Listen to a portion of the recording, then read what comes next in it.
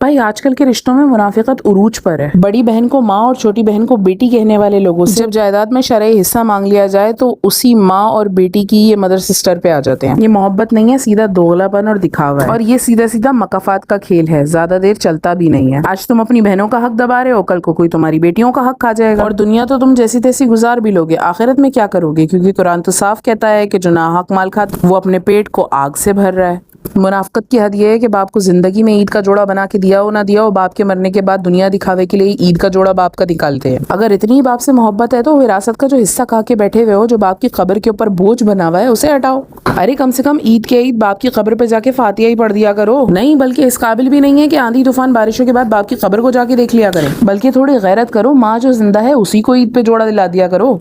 अभी माँ जिंदा है तो इतनी गैरत नहीं है कि माँ को 2 वक्त का खाना ही खिला दिया जाए। हाँ, मगर कल जब वो नहीं रहेगी तो दुनिया दिखावे के लिए आंसू बहाना तो इनका फर्ज होगा। माँ के जाने के बाद शायद दुनिया दिखावे के लिए उसके भी नाम का ईद का जोड़ा निकालने लगे। ये मोहब्बत नहीं होती हजरत, ये गैरत की कमी होती है। ऐसे लोगों को चुल्लू भर पानी में नहीं बल्कि कमोड को यूज करने के बाद बिना फ्लश किए उसी के पानी में डूब के मर जाना चाहिए। ये जमीन, ये दौलत, ये सब यहीं रह जाना है, मगर बहन का रोका हुआ हक तुम्हारे साथ कब्र में जाएगा। अपनी माँ के साथ की हुई बदसलूकी का बदला तुम्हारे बच्चे तुम्हारे बुढ़ापे में तुम्हें देंगे। साथ साथ आखिरत में जो रुसवाई और अजाब होगा वो अलग, और वहाँ ना तुम्हारी चालाकी काम आएगी ना तुम्हारी आवाज, सिर्फ हिसाब होगा, और उस हिसाब में ना किसी का भाई बचेगा ना किसी का बेटा।